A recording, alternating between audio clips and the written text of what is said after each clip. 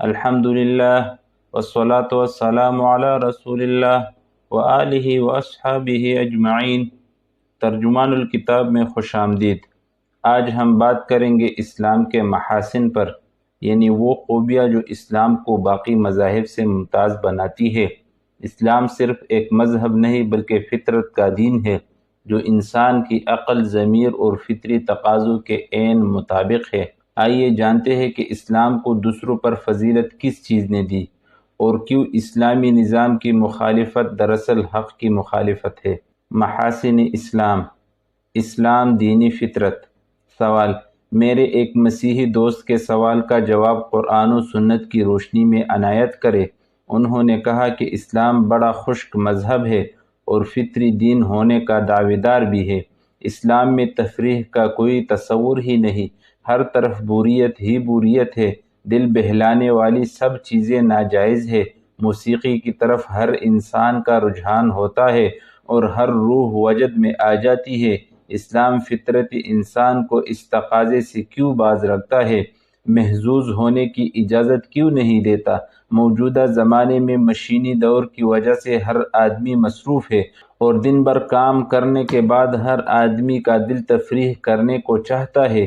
یہ ریڈیو، ٹیلی vision, cinema, dance club اور کھیل کے میدان ہے جو ان لڑکوں کا فٹ بال اور ہاکی کھیلنا بہت حد تک بوریت ختم کرنے کا سامان مہیا کرتا ہے۔ امید ہے کہ آپ ضرور جواب دیں گے۔ آپ کا بہت بہت شکریہ۔ جواب: آپ کے مسیحی دوست کو غلط فہمی ہے۔ اسلام دین فطرت ہے اور فطرت روح کی بالغی کا تقاضا کرتی ہے، اور اسلام روح کی بالغی اور اس کی تفریح کا پورا سامان مہیا کرتا ہے اور اس کا کامل و مکمل نظام عطا کرتا ہے، جبکہ اسلام کے سوا کسی مذہب میں روح کی صحیح تفریح اور بالغی کا فطری نظام موجود نہیں۔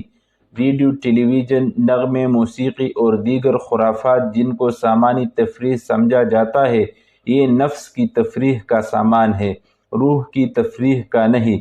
یہی وجہ ہے کہ حضرت عیسیٰ علیہ السلام اور دیگر مقبولان الہی کی زندگی ان کھیل تماشوں کی تفریح سے بالکل خالی ملتی ہے، اور آج بھی ان تفریحات کی طرف فساق و فجار کا رجحان ہے۔ جو حضرات روحانیت سے آشنا اور معرفت الہی کے جام سے سرشار ہے، وہ ان چیزوں کو لہو لعب سمجھتے ہیں۔ اس سے واضح ہو جاتا ہے کہ یہ تفریح نفس کو موٹا اور فربہ کر کے انسان کو یاد خدا سے غافل کر دیتی ہے۔ اس لیے اسلام عینی تقاضائے فطرت کے مطابق ان کو غلط اور لائق احتراز بتلاتا ہے۔ اسلام دوسرے مذاہب سے کن کن باتوں میں افضل ہے؟ سوال: قریب دنیا کے سارے مذاہب انسانی فلاح و ابدی سکون یعنی بہتر آخرت کی ہدایات دیتے رہے ہیں۔ بے شک اسلام دنیا کا آخری اور اللہ تعالیٰ کی طرف سے آیا ہوا سچا مذہب ہے، جس کی گواہی دنیا کے بڑے بڑے مذاہب توریت، انجیل اور زبور سے ملتی ہے۔ ذرا تفصیل سے بتائیے کہ اسلام کی کون سی چیز اور کون سے حقائق اسے دوسرے مذاہب سے افضل تر بتاتے ہیں؟ جواب: ایک تابعی رحمۃ اللہ علیہ نے ام المؤمنین حضرت عائشہ صدیقہ رضی اللہ عنہا سے عرض کیا تھا کہ مجھے ان حضرت صلی اللہ علیہ وسلم کی کوئی بہت ہی عجیب سی بات بتائیے۔ جواب میں انہوں نے فرمایا: بیٹا، ان حضرت صلی اللہ علیہ وسلم کی کون سی بات ایسی ہے جو عجیب نہیں تھی؟ ام المؤمنین رضی اللہ عنہا کا یہی ارشاد آپ کے سوال کا جواب ہے۔ آپ دریافت فرماتے ہیں کہ اسلام کس بات میں دوسرے مذاہب سے افضل ہے؟ ہماری گزارش یہ ہے کہ اسلام کی کون سی چیز دوسرے مذاہب سے افضل و برتر نہیں۔ عقائد و عبادات کی جو تفصیل اسلام نے پیش کی ہے، کیا دنیا کا کوئی مذہب یہ تفصیل پیش کرتا ہے؟ اخلاق، معاملات، معاشرت اور سیاست کے بارے میں اسلام نے جو تفصیلی ہدایت عطا کی ہے، کیا یہ ہدایت کسی دوسرے مذہب کی کتابوں میں ڈھونڈنے سے بھی ملتی ہے؟ پھر اسلام اپنے ہر حکم میں جو کامل اعتدال ملحوظ رکھتا ہے، کیا دنیا کے کسی مذہب میں اس اعتدال کی نظیر ملتی ہے؟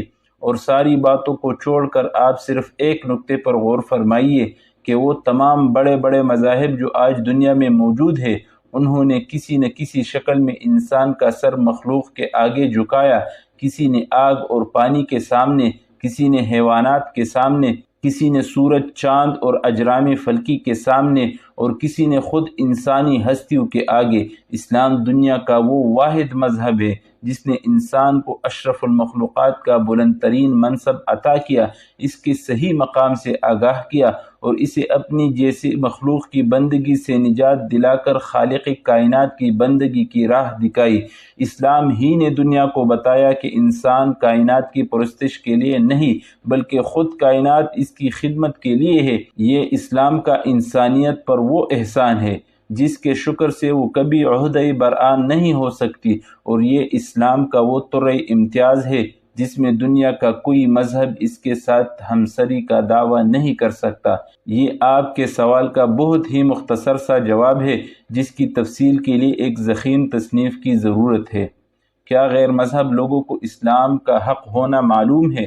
سوال: یہ جتنے غیر مذہب کے لوگ ہیں کیا انہیں یہ پتہ ہوتا ہے کہ اسلام دینی برحق ہے، یا انہیں اس کا پتہ نہیں چلتا، یا یہ لوگ محض اپنی خواہشی نفسی اور غرور و تکبر کی وجہ سے ایمان نہیں لاتے؟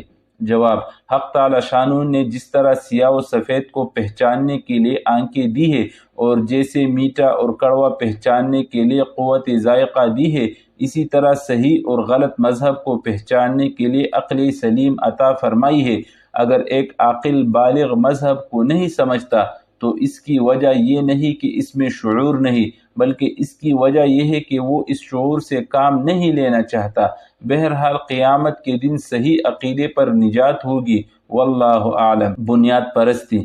سوال: آج کل تمام مغربی اقوام اور سپر طاقتیں یعنی نام نہاد ان تمام تحریکوں سے یا ان تمام اسلامی ممالک سے اس قدر خائف ہے جو اپنے اپنے ملکی نظام کو خالص اسلامی نظام میں ڈالنا چاہتے ہیں۔ اسی بنا پر ایسے نظام اپنانے والوں کو اقوام مغرب بنیاد پرست، مذہب پرست وغیرہ کا نام دیتے ہیں، یعنی وہ لوگ خود ہی اقرار کر لیتے ہیں کہ ان کے پاس بنیاد موجود ہے۔ الحمدللہ تمام مسلمانوں کو آج بھی یہ اعزاز حاصل ہے کہ ان کے پاس بنیاد قرآن پاک کی صورت میں موجود ہے۔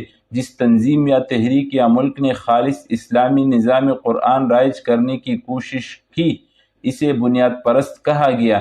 براہ کرم یہ بتائیے کہ نمبر 1، اگر قرآن پاک کا خالص اسلامی نظام رائج کر دیا جائے تو بنیاد پرستی کا لفظ قابل قبول ہے مسلمانوں کے لیے، کیونکہ بنیاد پرستی کی معنی یورپی اقوام کی نظر میں رجت پسندی کے لیے جاتے ہیں، جبکہ مغربی اقوام کے پاس کوئی بنیاد نہیں ہے۔ نمبر 2، کیا مسلمان قرآن پاک کا حامل ہونے کے بنا پر بنیاد پرست ہی تسلیم کیا جاتا ہے؟ جواب: بنیاد پرستی اور رجت پسندی کی اگر یہی معنی ہے کہ آدمی اللہ تعالیٰ کے احکام کے مطابق زندگی بسر کرے تو اس سے بڑھ کر کسی مسلمان کے لیے اور کیا اعزاز ہو سکتا ہے؟ اصل بات یہ ہے کہ اقوام مغرب کے پاس کوئی آسمانی نظام موجود نہیں جس کے مطابق وہ زندگی گزارے، اس لیے انہوں نے مذہب کو ہر شخص کا نجی اور ذاتی معاملہ قرار دے رکھا ہے۔ ان کے دین کو ان کی اجتماعی اور معاشرتی زندگی سے کوئی تعلق نہیں، جبکہ مسلمانوں کے پاس کامل و مکمل آسمانی ہدایت نامہ موجود ہے جو زندگی کے تمام انفرادی و اجتماعی، سماجی و سیاسی، معاشی و معاشرتی شعبوں میں انسانیت کی رہنمائی کرتا ہے۔ اقوام مغرب مسلمانوں کی اس قوت سے آگاہ ہے اور انہیں ہر لحظہ یہ خطرہ رہتا ہے کہ اگر مسلمانوں نے اس آسمانی و روحانی نظام کو اپنا لیا تو مسلمان پھر دنیا میں اسی طرح چھا جائیں گے جس طرح قرون اولیٰ میں ایک قلیل عرصے میں دنیا بھر کے باطل نظاموں پر غلبہ و تفوق حاصل کر لیا تھا۔ اس لیے وہ مسلمانوں کو اس نظام سے بدظن کرنے کے لیے طرح طرح کے شگوفے چھوڑتے رہے ہیں۔ بنیاد پرستی اور رجت پسندی کا طعنہ بھی انہی اونچے ہتھیاروں میں سے ایک ہے۔ نظام اسلام کی مخالفت کرنے والوں کا شرعی حکم۔ سوال: پاکستان اور بنگلہ دیش میں مسلمانوں کی اکثریت ہے اور حکمران بھی مسلمان ہے، لیکن ان ملکوں کا نظام زندگی دینی انگریز پر چل رہا ہے اور دین اسلام دینی انگریز یعنی لادینی نظام کے تابع بنا کر رکھا گیا ہے۔ پاکستان اور بنگلہ دیش کی غیر مسلم اقلیتیں اور حکمران طبقہ ان مسلم ملکوں میں دینی انگریز جو لادینی نظام زندگی ہے ختم کرنے پر سخت ناراض ہے اور سخت مخالف ہے۔ اس بارے میں مسلمانوں کے لیے اور غیر مسلم اقلیتوں کے لیے شریعت کا کیا حکم ہے؟ جواب: اسلامی شریعت تو لادینی نظام کی دشمن ہے۔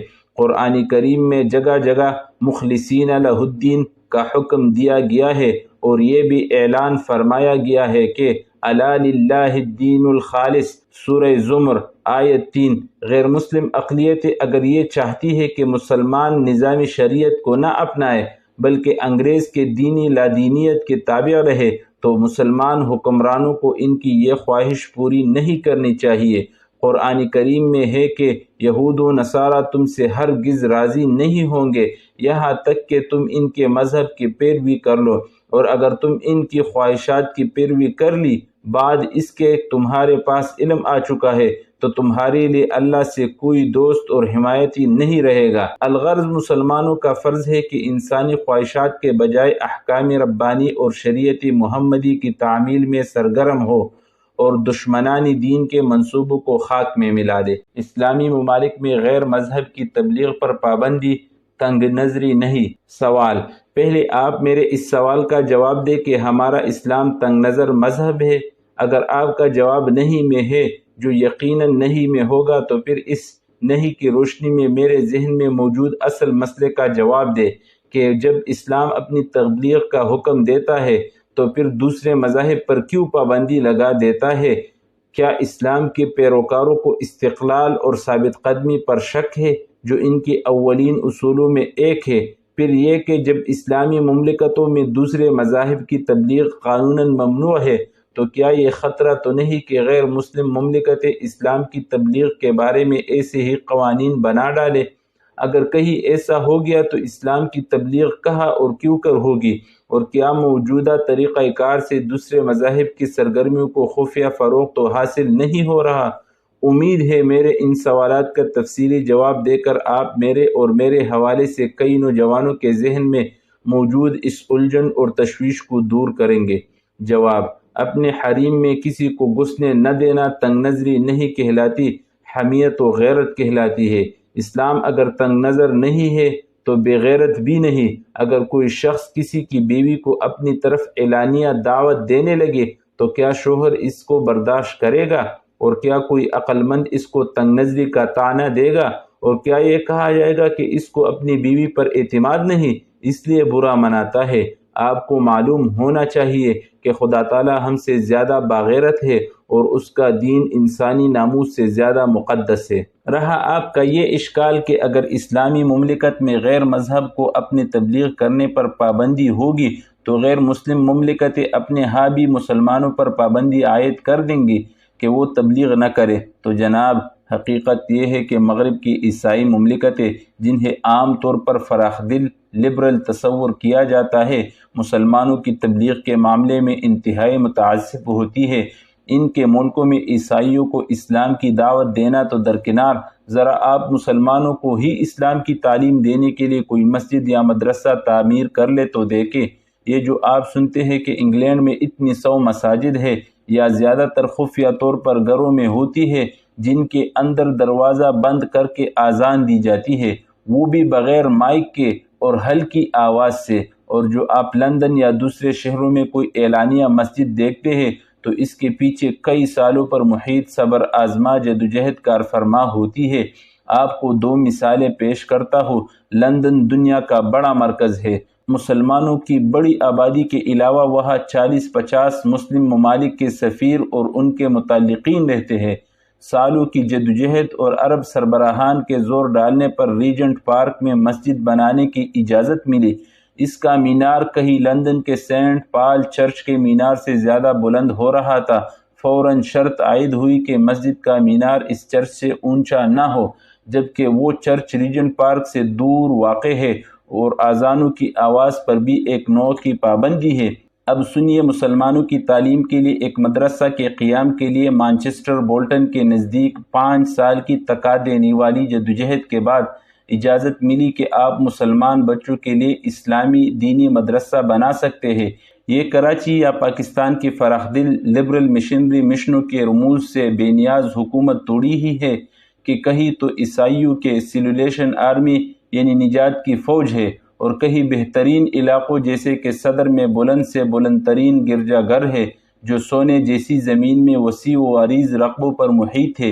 یہ سب اس کے علاوہ ہے کہ مشنری اسکول کالج روز افزو ہے جو اگر مرتد نہیں بنا سکتے تو راسخ العقیدہ مسلمان بھی نہیں رہنے دیتے۔ امریکہ کی وسطی نظری کی مثال ایک پاکستانی دردمند مسلمان نے بیان کی۔ وہ شکاگو میں رہتے ہیں۔ جب انہوں نے یہاں عیسائیوں کی یہ ہمہ گیری مشنری اسکول، مشنری اسپتال، گرجا گھروں اور عیسائی نمائندوں کی دیکھی جو قومی و صوبائی اسمبلی میں براجمان ہوتے ہیں، تو انہوں نے بتایا کہ امریکہ میں تو ایک مسلمان سنڈے اسکول کھولنے کے لیے بھی برسوں لگ جاتے ہیں۔ پہلے تو جس محلہ میں سنڈے اسکول کھولنا ہوتا ہے وہاں کی آبادی کی پبلک ہیئرنگ کرائی جاتی ہے، باقاعدہ ووٹنگ ہوتی ہے کہ کتنے باشندے اسکول یا مسجد کی تعمیر کے حق میں ہے، تو ظاہر ہے کہ عیسائی آبادی اپنے اکثریت کی بنا پر اس کو رد کر دیتی ہے۔ پھر ضلعی کورٹ، ہائی کورٹ میں مقدمہ پیش ہوتا ہے، ہر جگہ سے ہار کر انجام کار سپریم کورٹ سے مسلمان اسکول کے حق میں فیصلہ ہوتا ہے۔ اس میں 10 سال گزر جاتے ہیں۔ امریکی کورٹ کے زبردست اخراجات میں مسلمانوں کا فنڈ کنگال ہو جاتا ہے اور مسلمان سنڈے اسکول کا خواب اس لبرل ملک میں شرمندہ تعبیر نہیں ہوتا۔ رہا یہ کہ کوئی مسلمان محض اقلیت کی بنا پر پارلیمنٹ یا صوبائی اسمبلی کا ممبر بن جائے، یہ ناممکنات میں سے ہے۔ ان لبرل فراخ دل وسیع النظر حکومتوں نے اقلیتوں کے نمائندوں کو پارلیمنٹ اور اسمبلی میں پہنچانے کا ٹانٹا نہیں پالا۔ اسلام ایسا دین ہے جو عدل، رحم اور انسانیت کی بنیاد پر قائم ہے۔ یہ دین نہ کسی سے زیادتی کرتا ہے نہ کسی کو حق سے محروم۔ لہٰذا ہمیں چاہیے کہ ہم اسلام کی تعلیمات کو سمجھیں، اپنائیں اور دوسروں تک پہنچائیں۔ اگر آپ کو یہ ویڈیو پسند آئے تو ترجمان الکتاب کو سبسکرائب کریں، ویڈیو کو لائک اور شیئر کریں تاکہ اسلام کا پیغام زیادہ سے زیادہ لوگوں تک پہنچے۔ جزاکم اللہ خیرا، والسلام علیکم ورحمۃ اللہ وبرکاتہ۔